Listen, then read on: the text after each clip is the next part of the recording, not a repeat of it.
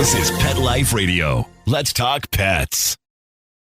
9 Lives with Dr. Cat is brought to you by Heroes for Healthy Pets. We're passionate about your pet's health. And iHeartCats.com.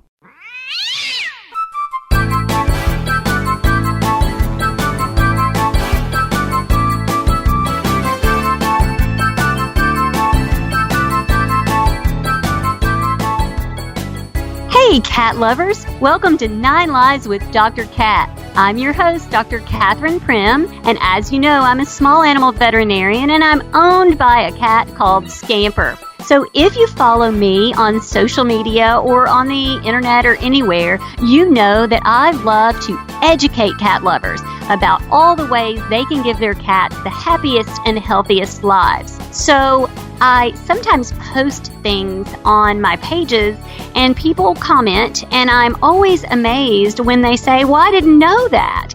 And so today I have someone with me that is going to share some things that maybe you didn't know. I have an ER veterinarian, a specialist in critical care, Dr. Tom Day. He's going to talk with us about the dangers in your house that could hurt your cat that you may not know. So we'll be right back after these messages. Today's episode is sponsored by Hanover Square Press and The Secret Language of Cats, How to Understand Your Cat for a Better, Happier Relationship by Suzanne Schatz. Have you ever wondered what your cat is saying? In The Secret Language of Cats, Schatz offers a crash course in cat phonics to help you crack the cat code. Perfect for the fans of The Lion in the Living Room and the Inner Life of Animals. The Secret Language of Cats by Suzanne Schatz is available for purchase today.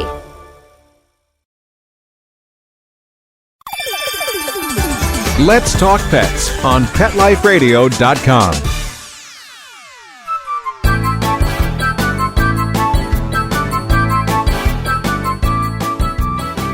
Welcome back to 9 Lives with Dr. Cat on Pet Life Radio. So today I have with me Dr. Tom Day, and Dr. Day is not only a specialist in critical care, but he also actively treats patients in an ER. So he is an excellent resource for what we're talking about today. Hi, Dr. Day. Hi, Catherine. Thanks for having me. So cats can and do get into things that hurt them sometimes. And so I want to kind of go over some household dangers that maybe my cat-loving listeners don't know could hurt their cats. So I know that you have a lot of things that you want to talk about, but every time I post something about Tylenol and cats, somebody says, I didn't know you couldn't give Tylenol to cats. So can you talk about that a little bit? Yeah, cats are very unique. I think early in our profession, we treated cats like small dogs. And I think we inadvertently killed a lot of cats because they're the furthest from dogs in terms of everything from physiology to diet, etc.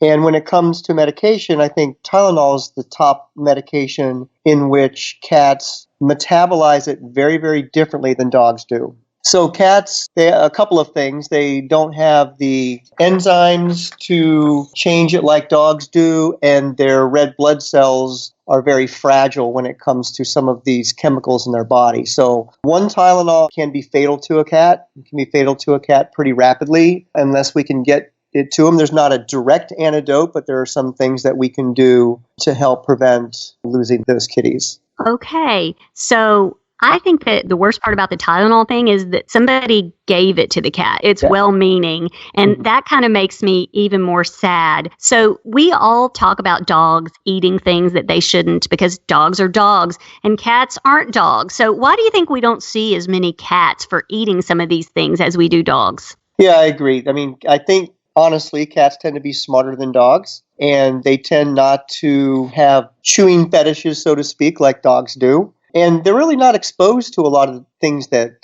dogs are. But the one thing that we do see in cats, and I think we'll take to surgery 10 to 20 dogs for every cat to take something out of its intestine that it shouldn't have eaten. And for cats, I think the number one thing that we take out are items that are strings or that can turn into strings.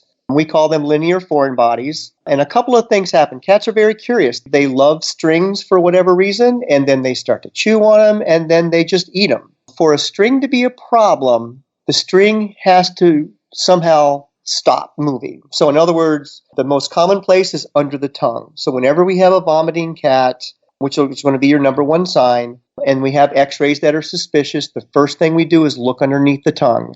And invariably for a string, whether it's dental floss or sewing material or coming up to Christmas time, icicles or tinsel or however you call it, whatever you call it, we look under that tongue, and if it's there, then we know that's the problem. I've actually removed Christmas ornaments from a cat, and I once removed a tiny, like, mouse-looking toy that I guess the cat, it had real fur on it. And so I tell my clients, let's don't have the real fur toys.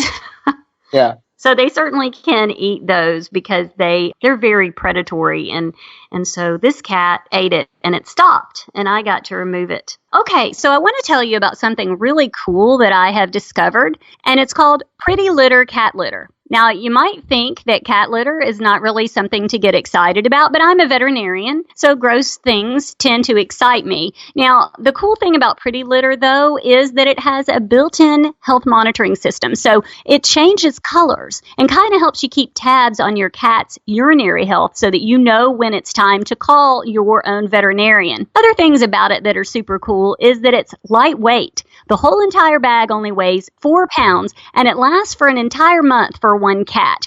So no more dragging these 20 or 30-pound bags of cat litter and buying them every time you're at the store. Pretty Litter is delivered straight to your door every month with free shipping. So it's pretty convenient. It helps keep your cat healthy, and it's easy for you to carry around. The best part about Pretty Litter, though, is if you go to prettylittercats.com and you enter the code 9LIVES, NINELIVES, you can get 20% off of your first subscription order. So give it a try and let me know what you think. Now, we are continuing our conversation with Dr. Tom Day, the critical care specialist who is treating cats in the emergency room. He's going to give us ideas and advice for how to handle cats that are sick and how to kind of cat-proof our homes and keep our kitties safe.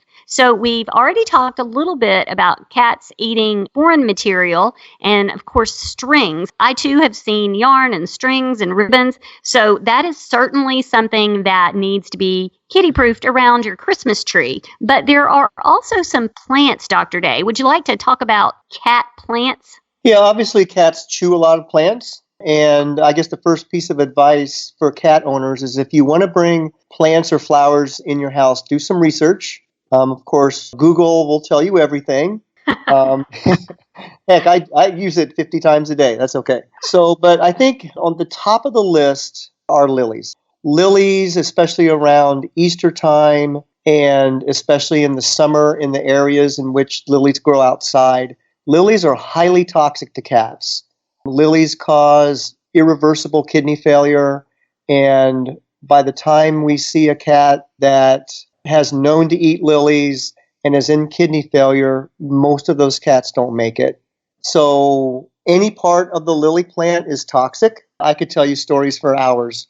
Cats walking through gardens outside, the pollen falls on them, they lick their paws, and then they end up with kidney failure. So lilies are highly toxic to cats. They're not toxic to dogs at all.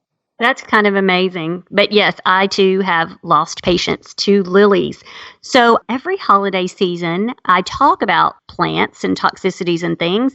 And interesting that the poinsettia associated with Christmas has been accused of being toxic. Do you have any opinions about poinsettia? Well, poinsettia, that's a great comment. Poinsettias are not toxic. I think way back when there was a plant that looked similar to a poinsettia, and then through the decades and decades, it turned into poinsettias are poisonous. Poinsettias are harmless. So I think around Christmas time, don't hesitate to get a poinsettia. If your cat chews on it, there's probably not going to be a problem. But they certainly are not deadly. Excellent. So I don't know where that came from either, but I like to point that out. You can enjoy your poinsettias even if you have a cat or a dog. So what about, we talked a little bit about the Tylenol, and I wanted to bring that up because it's such a horrible, horrible death.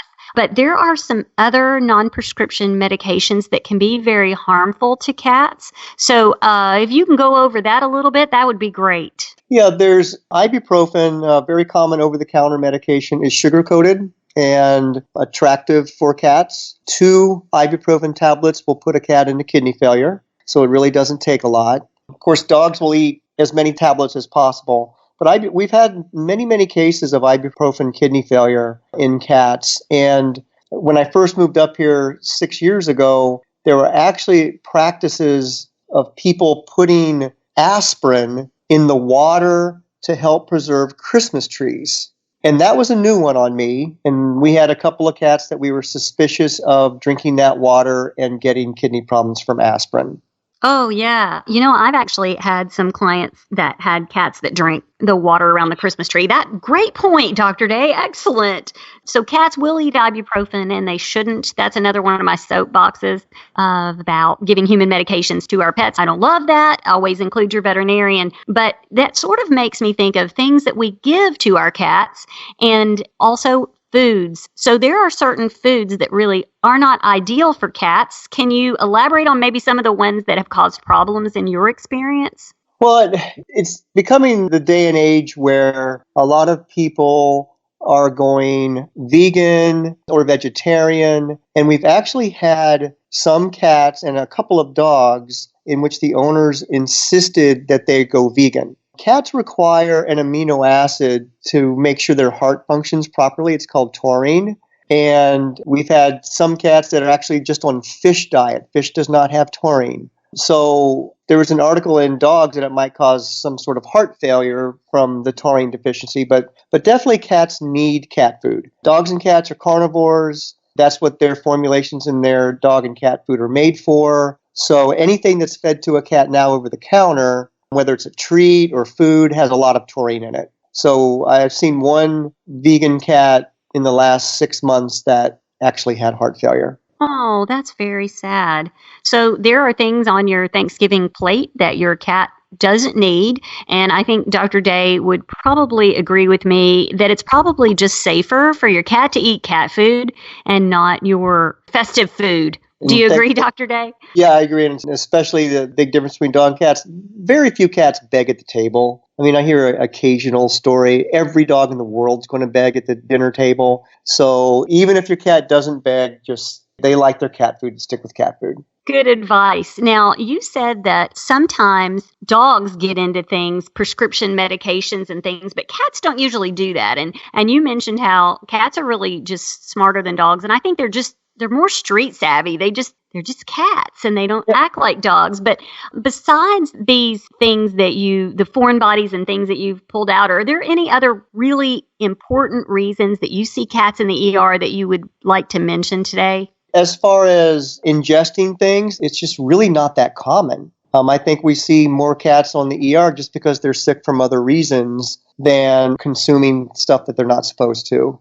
Well, I treated a cat recently for eating a sewing needle with the thread still attached to it. Yeah. So there are things, it's just like when you have a toddler, just looking at your home and making sure that all things that could possibly be of risk to your cat are out of the way. And cats can climb, so you have to be kind of smart about how you put those things away for cats. Yeah. And everybody needs to be sure that they know where their animal ER is, because during the holidays, regular veterinary offices are going to be closed, and you're really going to need the animal ER.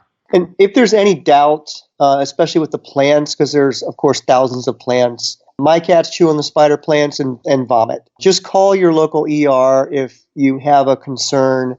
And if we can't find it, then the ASPCA Poison Control is a good resource as well. Oh, that is an excellent point. Yes. So know your own veterinarian's number, know where your closest animal ER is, and be familiar with the ASPCA. You can Google that. Like you said, Google knows everything, right? Dr. Google, that's what we call it.